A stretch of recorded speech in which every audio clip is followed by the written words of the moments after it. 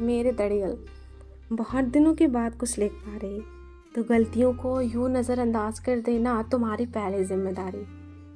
वैसे भी सारी गलती इस ठिठुरती हुई सर्दी की है, बस उकसाया जा रहा दिल में सिकुड़े एहसासों को धूप के एक टुकड़े पर बिखेरने को। वो आज का यह खत काली कमीज पहने उस शहरी बाबू के बाइजेब में डालना पसंद करूँगी जो मेरे दिल पर राज करता है। अब यूँ काले रंग का जिक्र होता तो एक चिड़ मत जाना। जानते हो मुझे काला रंग क्यों पसंद है? क्योंकि ये प्रकृति के सारे रंगों को खुद में समेटे हुए है। एक बात कहूँ, वो काली कमीज अब भी बहुत फपती होगी तुम पर, जिससे लिपटकर मैं रोने की आदी हूँ।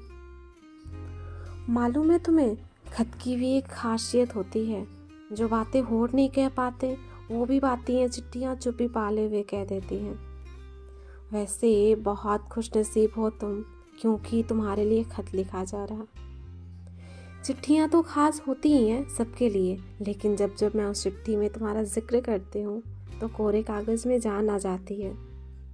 उधर दिसंबर मुझसे मुंह फैलाए मेरी बालकनी में गिलहरी की पूंछ पर बैठकर शोर मचा रहा कि मैंने पहला खत तुम्हें क्यों लिखा। अब तुम ही कहो क्या जवाब तुम्हें उसे। तो मेरे इस खत के इकलौते हकदार को वो दिसंबर मुबारक। जानती हूँ तुम्हें मेरा लिखा बिल्कुल पसंद नहीं, खैर चिट्ठियाँ पढ़नी तो पसंद होगी ना। सुना है चाय के बहुत बड़े नशेड़ी हो तुम, और तुम्हारी रगों में इसकी महक और स्वाद इश्क बनकर दौड़ रही। तो ये बातें मुलाकातें की दौड़ तुम्हारी चाय की एक घुट से शुरू करूं। हालांकि अगर किसी अनजान शख्स से बातें शुरू करनी हो तो मेरे अनुसार चाय से बेहतर कुछ नहीं।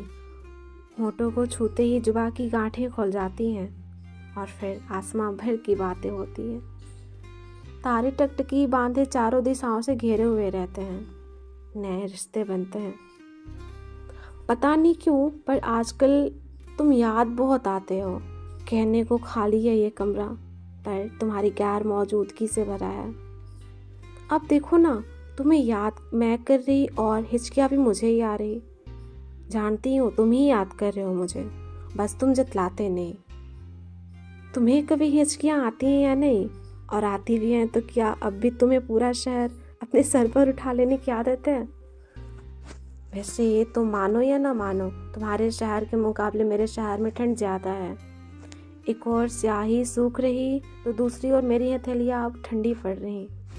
और मैं भी कितनी मुंहफट और बातूनी हूँ ना, तुम्हें अपनी बातों में ही उलझाए रखी। ज़रा गौर तो करो अपनी कलाई में बंदी घड़ी पर। सुबह के 7:20 बज चुके हैं और तुम्हारे सामने टेबल पर रखी अदरक की चाय तुम्हारी रगों में सिगरेट के धुएं की तरह समाने के लिए तुम्हारा इंतज़ार ताक रही।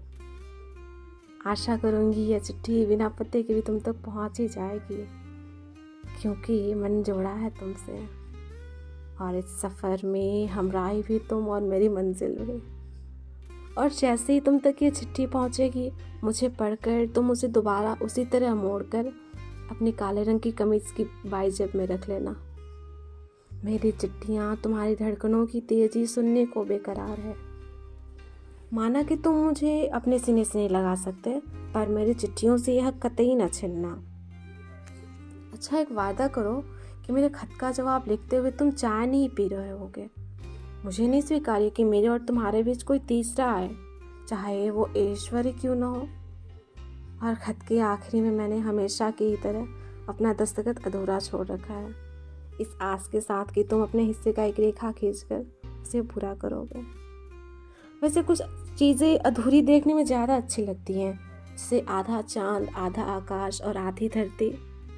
सुनो, ठंड काफ़ी बढ़ गई है, याद से कपड़े और मोजड़ी धूप में गर्म करके ही पहनना।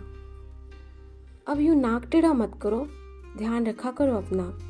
अभी भी बहुत कुछ लिखना बाकी रह गया है। ठीक ही कहते हो तुम कि घूमते घूमते ये दुनिया खत्म हो जाएगी, पर मेरी बातें नहीं।